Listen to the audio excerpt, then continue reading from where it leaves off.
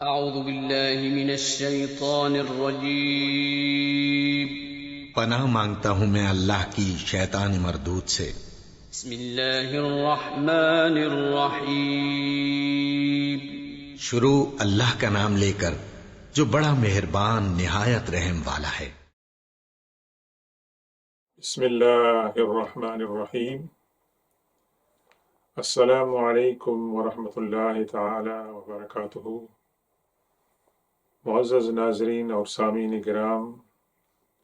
اپنی کتاب امثال الحدیث کے باب اسلام اور ایمان کے بارے میں، اس میں سے آج انشاءاللہ ایک دوسری پیاری حدیث کے ساتھ آپ کی خدمت میں پیش ہو رہے ہیں۔ اس کا تعلق شرک کے ساتھ ہے اور ایمان اور اخلاص کے ساتھ ہے، اور اس کا عنوان ہم نے رکھا ہے شرک کے خطرات چیونٹی کے رینگنے سے بھی زیادہ باریک اور تباہ کن ہے۔ اور یہ حدیث ہمیں بتا رہی ہے کہ ریاکاری ایک بہت بڑی بیماری ہے، اور اس کی وجہ سے انسان کے اعمال ضائع ہونے کا خطرہ ہوتا ہے۔ اگرچہ یہ بیماری انسان کی کمزوری پر دلالت کرتی ہے، لیکن حضور پاک صلی اللہ علیہ وسلم جو قلوب کے طبیب ہیں، انہوں نے اپنی مہربانی سے ہمیں اس بیماری سے آگاہ فرمایا اور اس کا علاج بھی تفویض فرمایا۔ تو پہلے ہم اس حدیث پاک کی تلاوت کرتے ہیں، اس کا متن آپ کی خدمت میں پیش کریں گے اور اس کا ترجمہ ہوگا انشاءاللہ، اور اس کے بعد اس کے اندر جو اہم نکات ہیں ایمان اور یقین کے بارے میں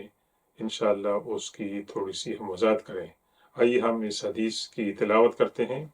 بسم اللہ الرحمن الرحیم۔ عن ابی موسیٰ الاشعری رضی اللہ عنہ قال خطبنا رسول اللہ صلی اللہ علیہ وسلم ذات یوم فقال ایها الناس اتقوا هذا الشرك فإنه أخفى من دبيب النمل، فقال له من شاء الله أن يقول وكيف نتقيه وهو أخفى من دبيب النمل؟ قال قولوا اللهم إنا نعوذ بك من أن نشرك بك شيئا نعلمه ونستغفرك لما لا نعلم، أو كما قال رسول الله صلى الله عليه وسلم، رواہ الامام احمد فی مسندہ۔ تو یہ حدیث پاک کے راوی ہیں مشہور صحابی رسول صلی اللہ علیہ وسلم حضرت ابو موسیٰ الاشعری رضی اللہ تعالیٰ عنہ، اور اس کو امام احمد نے اپنی مسند کے اندر روایت کیا ہے۔ اور اس کے بارے میں ہمیں حضرت ابو موسیٰ الاشعری رضی اللہ تعالیٰ عنہ یہ بتاتے ہیں کہ ایک دن اللہ کے رسول صلی اللہ علیہ وسلم نے ہم سے خطاب فرمایا، اور اس خطاب کے اندر آپ نے ہمیں فرمایا کہ اے لوگو، تم اس شرک سے بچو، اور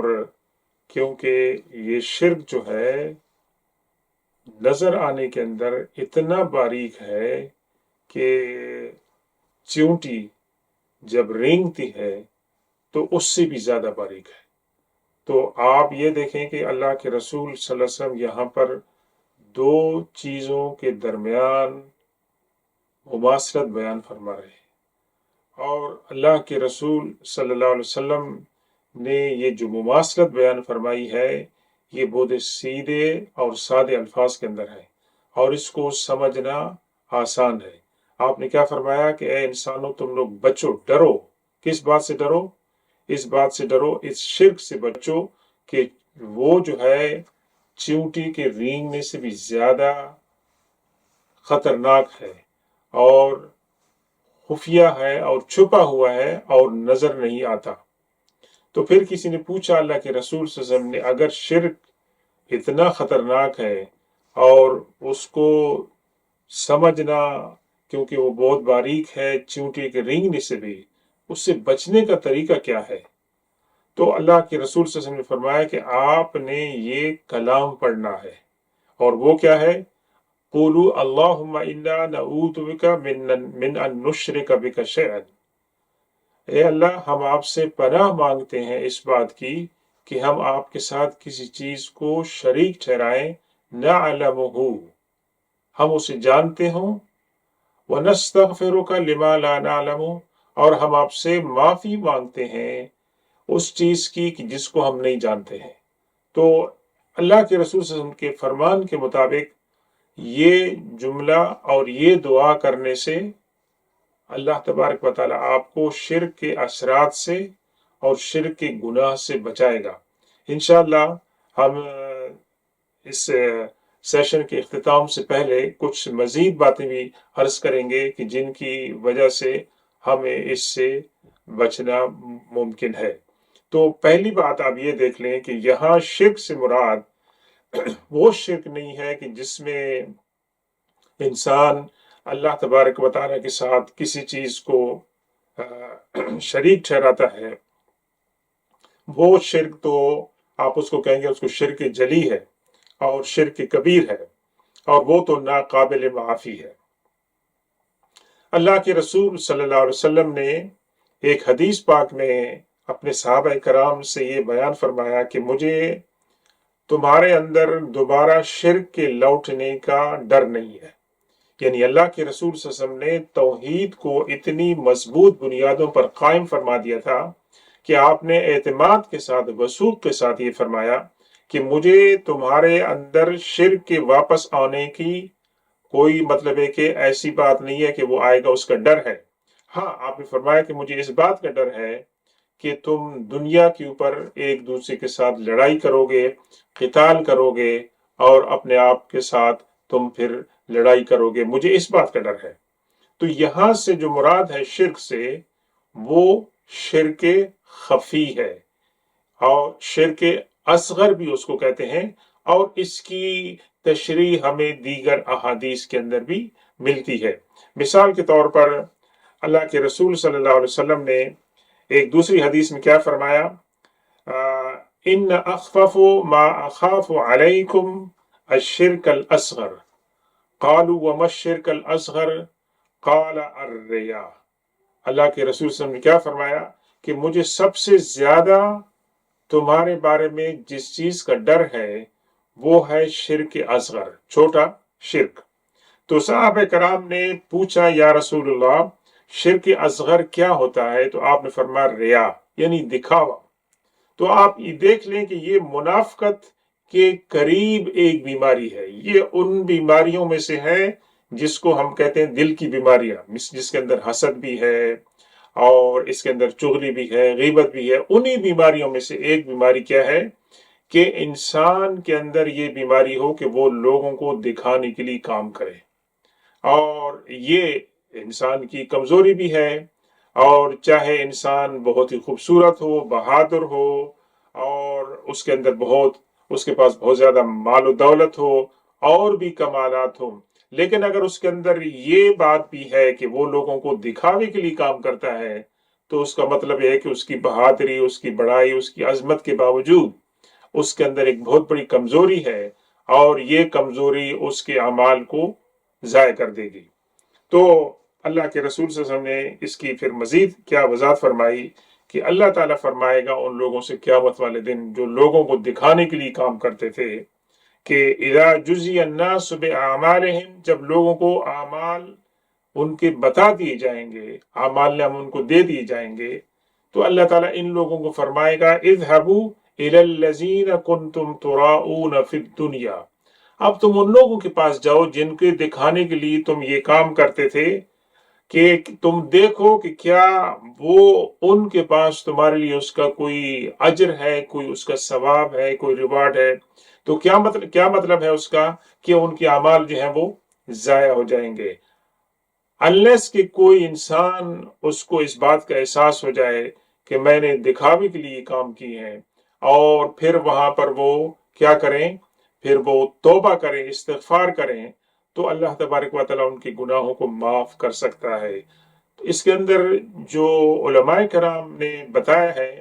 کہ شرک اصغر سے اس انسان کا ایمان تو ضائع نہیں ہوتا ہے، کیونکہ وہ توحید پر اس کا ایمان ہوتا ہے، لیکن شرک اصغر سے یہ ہے کہ انسان کے اعمال ضائع ہو سکتے ہیں، اور اس کی بہت ساری اقسام ہیں۔ ایک تو یہ ہے کہ بھی شرک بالبدن ہے، کہ میں جسمانی طور پر کوئی ایسی باتیں دکھاؤں لوگوں کو کہ جس سے ان کے ذہن میں یہ تاثر پیدا ہو کہ میں ایک بڑا انسان ہوں۔ اور دوسری بات کون سا ہے کہ میں اپنی زبان سے کوئی ایسی بات کروں کہ جس سے لوگوں کے ذہن میں یہ تاثر پیدا ہو کہ یہ بہت بڑا انسان ہے، اور اس کے اندر جو وہ لوگ جن کے پاس دین کا علم ہے اور وہ دین کے علم کو اس لیے استعمال کرتے ہیں اللہ علیاذ باللہ کہ ان کا نام عوام کے درمیان مخلوق کے اندر اس طرح پھیلے کہ وہ بہت بڑے عالم ہیں، ان کے پاس بہت بڑا علم ہے دین کا، تو یہ شرک ہوگا، ریا ہوگا زبانی طور پر، اور اس کے بعد جو ہے عملی طور پر بھی شرک ہوگا کہ حضور پاک صلی اللہ علیہ وسلم نے اس کی وضاحت فرمائی ایک دوسری حدیث کے اندر کہ آپ نے فرمایا کہ کیا میں تمہیں ایک اور خطرناک بات سے نہیں آگاہ کروں جس کے بارے میں مسیح دجال سے بھی زیادہ تمہارے لیے ڈرتا ہوں۔ یعنی ہمیں دجال کے بارے میں اللہ کے رسول صلی اللہ علیہ وسلم نے اور صحابہ کرام نے اور اولیاء کرام نے کتنی ہمیں جو ہے خبرداریاں کی ہیں، بتایا ہے کہ اس سے خبردار رہیں اور اس کی فتنے سے بچیں، لیکن یہاں اللہ کے رسول سے فرماتے ہیں کہ میں آپ کو ایک ایسی چیز کے بارے میں ڈرانا چاہتا ہوں کہ جو دجال سے بھی زیادہ خطرناک ہے، اور وہ کیا ہے کہ شرک خفی ہے۔ اور آپ نے اس کی مثال بیان فرمائی کہ ایک انسان نماز کے لیے کھڑا ہے، دوسرا انسان آ جاتا ہے، اس کو دیکھتا ہے کہ یہ نماز پڑھ رہا ہے، تو اب نمازی کیا کرتا ہے کہ وہ اپنی نماز کو لمبا کر دیتا ہے، اس کے اندر خشوع اور خضوع اور عاجزی جو ہے نیاز مندی بہت زیادہ لے آتا ہے، تو دوسرا کہنے والا انسان اس کو کہتا ہے کہ بڑی اچھی سی نماز پڑھ رہا ہے ماشاءاللہ، لیکن اس آدمی کے آنے سے پہلے اس کی نماز کے اندر نہ تو خشوع تھا، نہ خضوع تھا، اور نہ ہی اس کی نماز اتنی طویل تھی، لیکن اس نے اس دوسرے آدمی کو دکھانے کے لیے اپنی نماز کے اندر یہ اس نے صورتحال پیدا کی، تو گویا کہ وہ اپنی نماز اللہ کے لیے نہیں بلکہ اس انسان کو دکھانے کے لیے کر رہا ہے، تو اس طریقے سے وہ شرک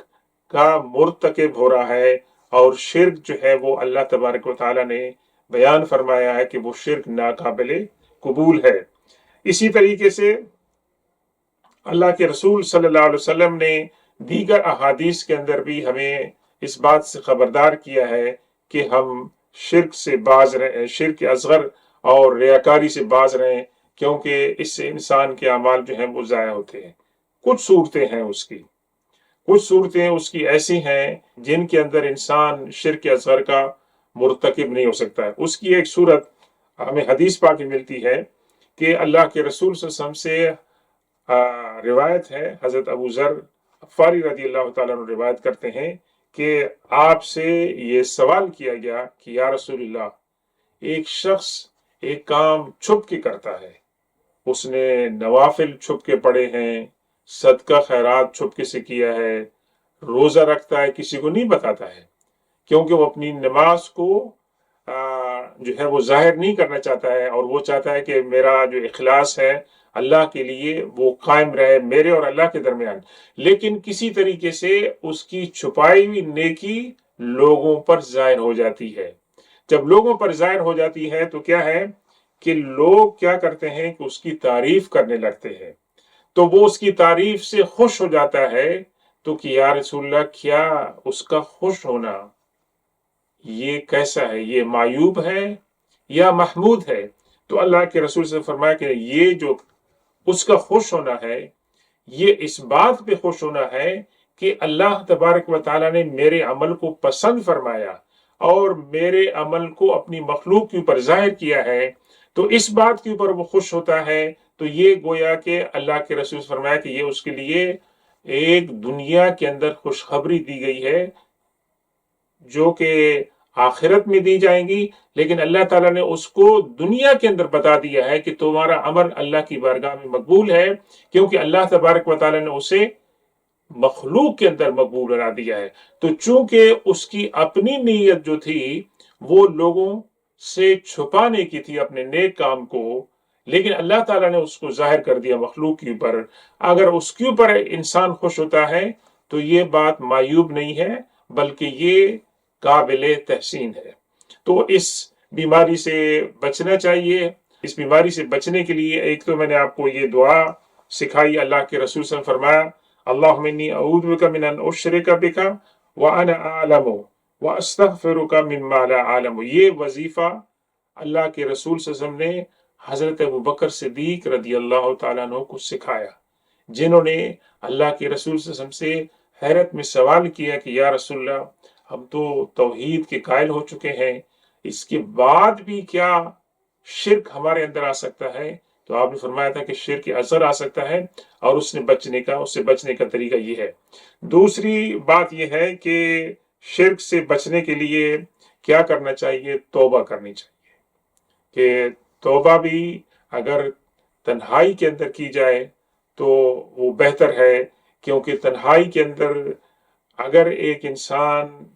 توبہ کرتا ہے اور اللہ تبارک و تعالیٰ کے سامنے وہ معافی مانگتا ہے تو وہ اللہ تبارک و تعالیٰ کو بہت پسند ہے کہ تنہائی کے اندر وہ اپنے اخلاص کا اظہار کر رہا ہے۔ ایک آخری بات اس سلسلے میں مزید میں عرض کرتا ہوں کہ یہ جو بیماری ہے ریاکاری کی، یہ انسان کے اندر جو پیدا ہوتی ہے، اس کے اندر ایک وجہ ہوتی ہے حسد کی اور وسوسوں سے، کہ میں نے ایک انسان کو دیکھا، اس کو اللہ تعالیٰ نے شہرت عطا فرمائی ہے اور اس کے لوگ چاہنے والے بہت ہیں، تو میرے دل کے اندر حسد پیدا ہوا کہ میں بھی ایسا کام کیوں نہ کروں کہ جس کی وجہ سے مجھے شہرت ہو۔ تو ایک تو دوسرے کے ساتھ حسد نہیں کریں۔ اگر کسی کو اللہ تعالیٰ نے شہرت عطا فرمائی ہے اس کی محنت کے بغیر، تو اس کا مطلب یہ ہے کہ اللہ تعالیٰ نے اس کو منتخب فرمایا اس کام کے لیے، لیکن وہ شہرت اس کے لیے آزمائش بن جاتی ہے۔ تو اللہ تبارک و تعالیٰ سے دعا ہے کہ اللہ تبارک و تعالیٰ ہمیں اس بیماری سے بچائے، اور اللہ تعالیٰ ہمیں اخلاص کے ساتھ اپنے کام کرنے کی توفیق عطا فرمائے۔ سبحانک اللہم و بحمدک، اشہد ان لا الہ الا انت، استغفرک و اتوب الیک۔ انشاءاللہ ایک دوسری پیاری حدیث امثال الحدیث کے ساتھ انشاءاللہ پیش ہوں گے۔ اس وقت تک اجازت۔ سبحان ربک رب العزت عما یصفون وسلام علی المرسلین والحمد للہ رب العالمین۔